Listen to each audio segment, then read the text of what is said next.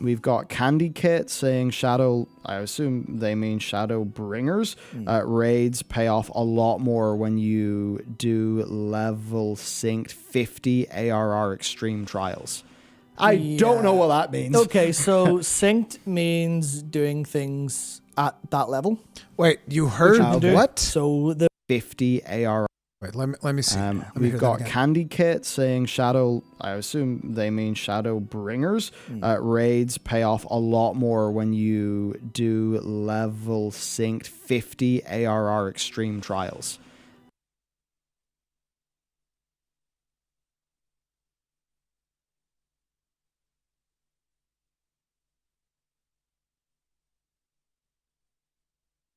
I still don't understand.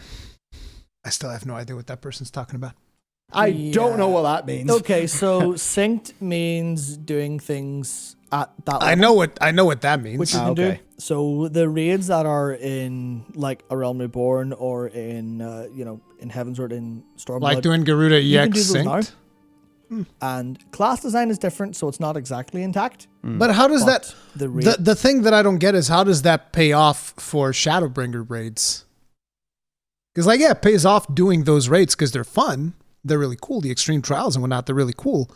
But I understand how there's a bigger payoff for Shadowbringers. That's the part I don't get. It is intact. You'll be down at an appropriate difficulty level. Oh, Unreal Trials. Unreal Trials. Yeah, now that makes sense. Okay, yeah. Unreal Trials were really fun. But it's like, I would need a static to do them properly. Because I went in there to the Party Finder thing, I was not having a good time on the Party Finder. It wasn't so janky. Right. That's what it feels like. To the point where there's the ultimate Bahamut fight, the Binding Coils of Bahamut, whichever the ultimate version of that is. Yeah. You actually straight up, that's not a thing you can do, synced, because it's really hard. It is nuts. So it's almost like, oh yeah, I've heard, you hear that say, I'm trying to think of a good fight. People say, oh, Battle of Desire Lore is one of the best raids in a long time. I wonder what Mythic Jaina feels like. And you can't experience that. But in FF I could. In FF you can go experience that. You would need to have the people, but you can just go do that. The rewards don't, you'll get rewards from the time, so gear from the time for appearances and stuff like that. But it is just, you can do it synced for the experience. It's not intact, but it is there. But see, that just has me thinking. And you can do minimum item level as well, yeah. Oh. If I could yeah, you can re-experience all of the raids. As it was, that'd be so incredible. But that actually doesn't work with WoW because Tazara Lore was designed around Heart of Azeroth and Azerite armor and all of that stuff. So it wouldn't really work with... It doesn't work with World of Warcraft because World of Warcraft is full of fucking MacGuffins every goddamn expansion. That's why they need to come up with their goddamn MacGuffin every single time. Every single time there's a fucking MacGuffin. In Legion, the artifact weapons are our MacGuffin. In Battle for Azeroth, the Heart of Azeroth and the armor pieces of Azeroth are the MacGuffins. And now in friggin' Shadowlands, it's the, what are they called? The conduit power, whatever the hell. That's the MacGuffin. There always needs to be one fucking MacGuffin. And the legendaries, that's another thing. The legendaries are the other part of the MacGuffin. They need to bring a MacGuffin every single time for every single expansion. And it's so meaningless because then the expansion is over, the MacGuffin is dead forever. See, Final Fantasy does that way better with stuff like the Bozja, because basically it's like, yeah, we're going to give you special abilities that you can only use in this zone. And you can go back and you can use those abilities in that zone whenever you want. There's the MacGuffin is there, but it is not something that permeates outside of that small space. So there you go. WoW, but in principle, the idea of basically, from what I understand, it's not like mythic time walking, because time walking, your full character transports back in time and it's scaled. Whereas in FF, you lose abilities. If you didn't have, if it would send you actually back to a level 50 version of the character you're playing, which I guess is how they can have all of those fights still work. Yeah. It's a bit like how if you get a whole bunch of level 60s in World of Warcraft now and you send them to, into Molten Core, they're going to absolutely cream it. Well, here's one thing that's kind of weird about that, and it's some of it comes down to the design of classes. They've definitely changed, right? They're definitely massively different for some classes, and there's even whole mechanics that are gone now. Like the original TP mechanic, which was I can't remember what it actually stood for, but it was basically like you used it up for physical abilities, Right. instead of you use mana for magic, use this for original stuff, and then it was like it was basically used to limit certain abilities. Right. So most melee classes would regen more TP than they use, unless you were spamming AoE, for example. So I played a warrior back when TP was still a thing, and going into a thing and pressing AoE ability, I couldn't spam it. I'd run out of TP, and that kind of sucked. But that's just gone now, so you can just spam it, and they've adjusted everything. So there's definitely been like big changes that are good, but it's completely. Oh yeah, and that's right. Someone in the chat just said the sprint ability ate your entire TP bar. Now sprint is like a movement speed thing you can use in combat when you need. Okay. And that used to be frustrating, but so the point I was making there was that like it's definitely different, but all of that stuff is still there, and people are saying like Kwang Ma saying for Matt on the topic of Ultimate Bahamut, which is the unending coil of Bahamut. The weapon you get from it and for transmog is unique, and the title is very prestigious, and that's because it's literally the hardest shit in the game. You can just go give it a try. Is Bahamut? What's that the boss of? There's an optional End of Realm Reborn. An optional raid in A Realm Reborn. That raid shouldn't be optional. Which is this series of raids. And I haven't even done them. I really should. Yeah, but you should. Keep forgetting. And they seem amazing, but yeah, they are. Also, yeah, they're because there's a storyline attached to A Realm Reborn raids. I can just go do them, and it'll be fun. Yeah. But it's like that's what that is. There's another thing, Unreal Trials, that Nino just supered us about that as well. So I actually have no idea how difficult they are. Right. But they're pretty fucking hard. Time available things, because I think they're in Shadowbringers at least. They're old fights, but designed anew and harder. So you've got your trials, which are like I was talking about, the raid bosses that are single boss part of the MSQ. That's what a trial is. I think there's some that are optional as well. I don't completely get the distinction between trials and raids. Outside of trials seem generally easier. Right. But that's it. The Unreal ones are extremely difficult. That's the difference between Savage raids and Extreme Trials. Scaled up to 80, which is current content. Okay. Which is different from going back and doing the Extreme Synced. But it's just... This is where I struggle, because it's like there's so much like domain-specific knowledge. Yeah, there's so many terms, but it's like, as far as I understand, Extreme Trials are essentially slightly easier than Savage raids, which are difficult. So the scaling goes, in case you guys are curious, it's like trials. Actually, let's say trials, alliance raids, regular raids, extreme trials, savage raids. Although probably it'd be like extreme trials, unreal trials, savage raids, and ultimates. That's kind of like, I think, how the scaling of difficulty goes. Which are like heroics? No, beyond that. Okay. Probably. I don't know how they compare to mythic rating in WoW, because they're like 8 people, and the entire difficulty is different. And here's actually one of the things. Okay, it's synced up. Imagine extreme dungeons. Yeah, people say Unreal is what time walking would be conceptually. Okay. But my point I was making was more about how I was talking about all the TP stuff, but it's. So know that you do a time walking dungeon. Yeah. And some things don't work because you just have a completely different toolkit for how fights work. The vast majority of fights in FF don't give a shit about what buttons you're pressing, outside of healing, damage reduction, and your DPS. So it's not like you're doing a load of CC at the right times. There's some fights where I think you can use like slowing CCs and stuff, and they're helpful, but they're very rare. Most of it is literally just character movement. Okay. Your character movement in a group, and sometimes when you press an extra button. That's how fights are designed. And it's such a different toolkit than what World of Warcraft tends to use. It's similar, but for like dungeons and stuff, it's just completely... Oh man, it's completely nuts, honestly. That's neat. Epic basic sword. Look at Bellular's face. He's like, diving into this content gonna be so good. Yeah. Epic Basic Sword, yeah, says they even made the Duty Finder part of the lore, which is just amazing. Oh, that's neat. That was. I don't think they did that before Shadowbringers, but when there's a moment in that where it does kind of become part of the lore. It doesn't completely make sense, but there's a little bit of it does in a way that they haven't. They'll probably do it further in Endwalker, but they do it properly, and I'm just like, Jesus Christ. That was one of the most exciting moments I've ever seen in a video game.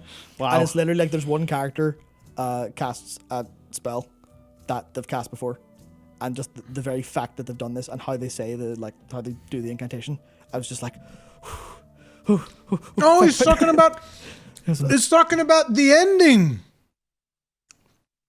He's talking about the ending of Shadowbringers. You guys remember when Crystal Exarch?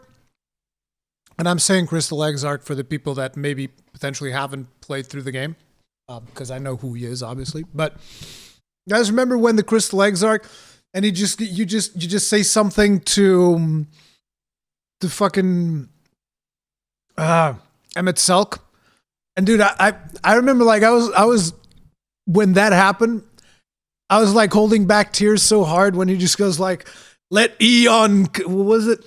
Let expense contract, eons become seconds or whatever. Ba-doom! And then the summoning circles show up all around. That was fucking amazing. That was amazing, dude. Dude, that I actually watched not that long ago Jesse Cox's reaction to that one. I don't know if you guys have seen that. It's amazing. Like even Jesse Cox is just like straight up breaking up in tears during that whole cutscene. It's friggin' insane. Friggin' insane.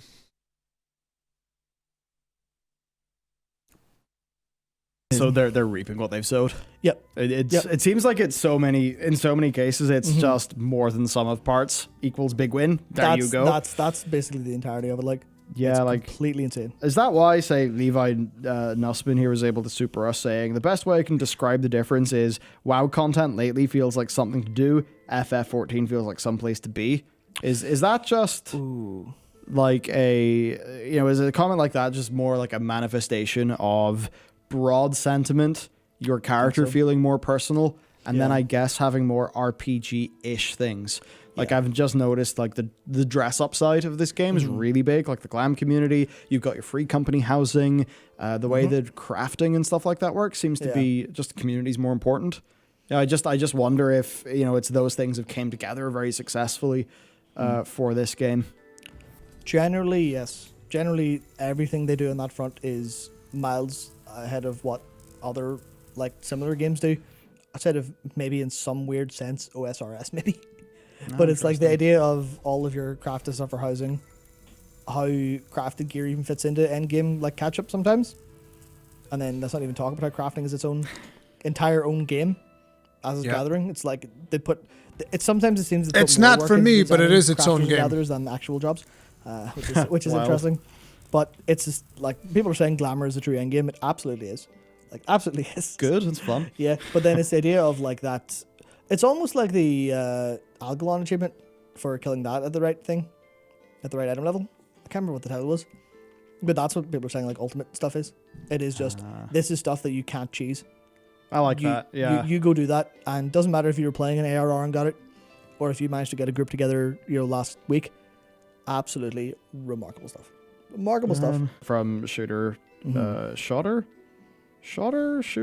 yes, you said. Imagine an ultimate fight in WoW where we fight Lich King plus Sindragosa and the Blood Queen in an alternate version where Tyrion stayed frozen and Frostmourne didn't break. This is an ultimate. Damn. That seems pretty big. Yeah. I'm really, really looking forward. I'm really looking forward into actually doing that in a huge way. I don't know when I'll be able to get Ultimate on the go, but I definitely do want to try it at some time. There's another superhero from Sailness, Nightfeather. Yeah.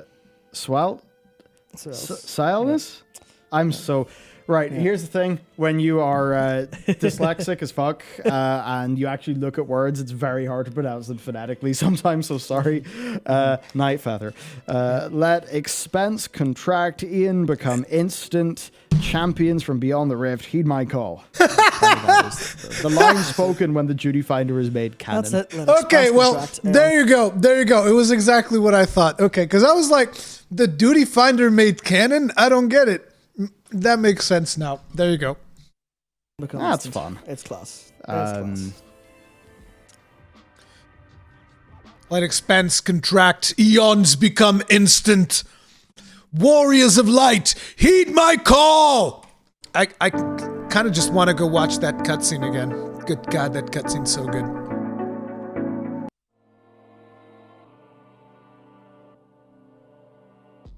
To me, it feels miraculous that I finish playing like however many hours of single player content in Shadowbringers, like 30, 20 something, 30, of just I am leveling, but I'm not leveling. I'm never leveling. I'm never thinking... You're playing a story in a game. Yeah, I'm playing through a story, and then at the end of that story, I am level 80. I've had an incredible experience. I've had 30 hours of this shit is absolutely incredible. Actually, that's a big point because it ties into a super, actually. Yeah, from Stephen Williams, with the recent Realm Reborn revamp that came with the Shadowbringers patches. Every friend I have who didn't like ARR made new characters and like it now. That's likely my situation because I've not done a single side quest. I'm just following the MSQ and the Archer quest line. That's all I'm doing. I mean, you think you have to follow the Archer one. Yes, you do. And it's been great. So I think for a whole bunch of people who maybe saw the initial ARR maybe a year or two ago, it seems like it's way, way, way better now. Yeah, but it's the idea of this being the single player RPG, and then at the end of it, you're like, oh, here's an MMO. Yeah. And you're like, no, the MMO is fully featured. It has loads of community stuff. It has loads of features you can do to engage with the community. You can have your free company housing. You can get your own apartment. You can go stand in the street as a bard and play music on the guitar they recently added, or any number of instruments. You can play them yourself with your buttons, or you can plug in a program to play them for you, just play music for you. You can go do your your savage difficulty stuff, where you go get a party of 8 and go, right, this is we're going to spend a couple hours trying to progress this tonight. You can go do that. You can go do everything else an MMO can offer, essentially. But it just comes at the end of this. It comes at the end of this incredible single player experience with some of the MMO bits, combat wise, like placed through, and you just turn around and go, I'm in this world. I'm in an MMO. Yeah, you're like, I'm in. It feels like the MMO part of the game takes place inside this incredible single player game, in a sense, instead of them being like neither hurt for the other. Yeah, and that's what's amazing about it for me. I feel like these two, what you kind of imagine as very distinct things, blend together perfectly, and like it's better than the sum of its parts as a result. And that's why people love it so much, I think. Completely insane. There's a few supers I think just to make sense to cover now because people actually, it's FF stuff. Yep.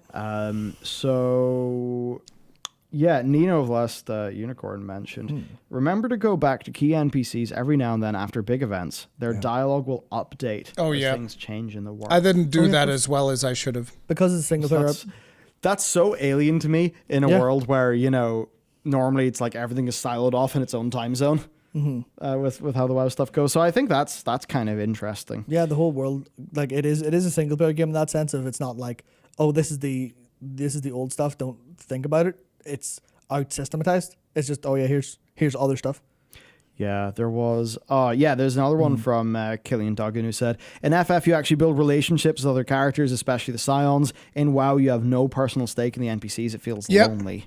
Yeah. And I think that's an interesting thing because I've spent quite a bit of time with Thrall and Jaina and all of these people, and I'm like, my character's not really treated as one of the gang. I'm just like this sort of cold, detached. Just like they don't treat you as a player, they just treat you like a piece of shit, and they treat your character the same way. There you go. It's that simple. They treat you like a piece of trash. They milk you for every little bit of money you can possibly put into their game.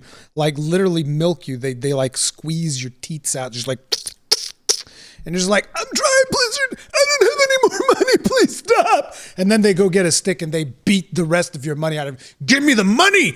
That's what they do to you. And then they treat your character like a bitch anyway. They're like, yeah, your character doesn't really matter to the story.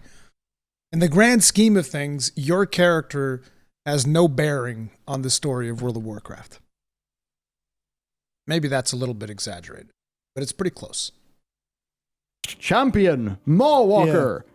Or whatever. Mawwalker. So, I haven't actually fully got into Mawwalker might be one of the dumbest titles. The Mawwalker. And all that stuff. I'm interested to see what that feels like in my own character before I draw my own conclusions. But certainly, remember, in no WoW, one escapes the Maw. It's felt like remember they've struggled a little bit in kind of ingratiating the player character. Just a little to bit. those NPCs. Now, that was never a problem in the past because you, the player, really weren't that important. Yeah, you were weren't. just a band Sharp of and adventurers. Turd, thank you very much So for it being seems roasted like and there's maybe a few things to learn about there. Appreciate the support. Thank you. Whereas in FF, That's an you start interesting off as an name, by the adventurer, way. And people are like, "Who's this cunt?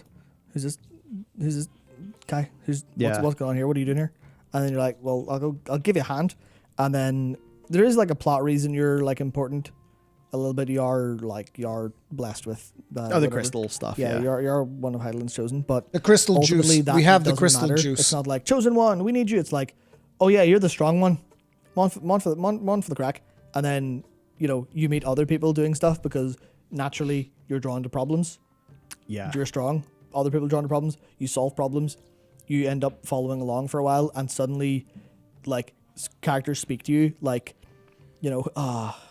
I'm trying to think of when it was, but there is a point in time where, like, characters show genuine concern for your character, and in a way that you're like, oh, this. It was at least during Shadowbringers. that leads on. During Shadowbringers, we did have those moments when we were ODing on light, and yeah, there was a lot of moments there where a lot of characters, holy crap, are you okay? You can't just keep doing this by yourself. That is cool, particularly near the end with the stuff that happens at the end. Ruri, is Rurikhan your actual name? No. My actual name is Rui, without the second R. Rui. Rurikhan is a dwarven adaptation of my name. That's still super sad. My character in FF feels more real than my WoW character. My FF character has small decisions that she makes and people that interact with her on a personal level. Yeah. Which I guess it's that sort of thing. In WoW, it's a stay a while and listen vignette. Yeah. That you just you stand there, you listen to two people have a conversation that are Blizzard's characters and the story Blizzard wants to tell with them. Is it perhaps more the case in FF that like a lot more of that? Actually, do you know what I think it fundamentally is, right?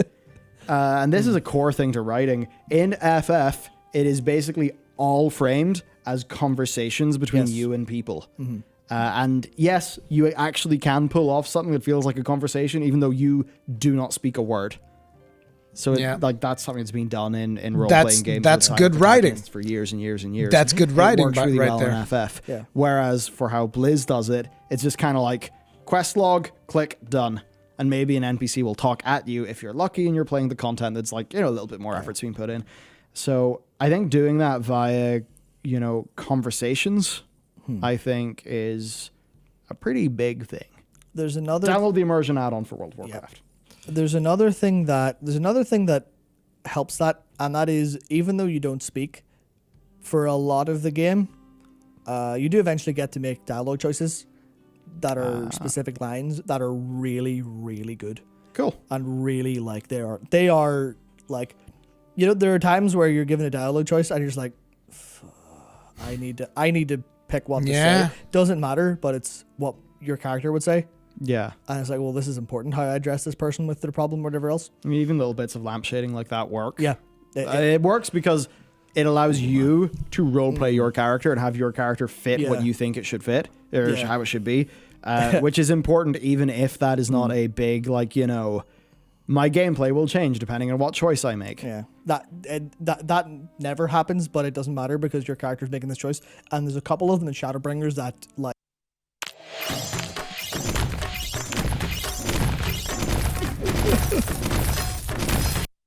like they winded me like having to choose what to say. Shit. But even before the dialogue choices come in, just the character's emotes going. Yeah.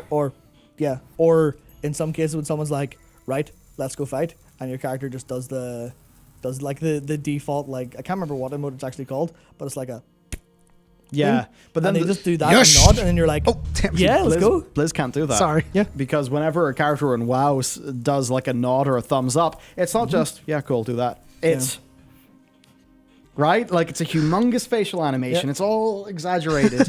And it's like, it's goofy. Man. Aggressively if only nodding. they could go back in time to the character revamp of WoW and make it less goofy. Because it is way too goofy for the... I think in a bunch of ways, hardcore genocide including story that they want to tell. And we have these super goofball characters. It's like, you know, look at Jane and how she, like her face moves. You're like, Jane, you're a goofball. Why do you sound like that? Why are you crying? Why are you crying while going? Yeah, It's really awkward, it's like, all yeah. that crying animation they play, and it's Yeah. like, man, you know. And the thing about those WoW animations is they work pretty well for an NPC emote in an MMO because you're viewing it from far away. That's why they are so exaggerated. It's something you will get when you have actors who are super used to performing in a theater context, and you move them into film and TV. So in theater, they're performing to an audience that is farther away, right? So often in theater, you find that like actors they're really very expressive with their body. And sometimes they will then struggle with a little bit of like some of the subtlety and stuff that goes on when it's in TV and it's all like up really close. I think it's a similar thing that can kind of happen with, with WoW, right? Where it's like those emotes are designed for one context. And then we pull the camera, we put it up close. Well, now we're using the same emotes, but not in the context that the designers initially made them for. Yeah. So that's a big thing. Yeah. That was interesting. So it looks like Bellular is enjoying Final Fantasy XIV quite a bit.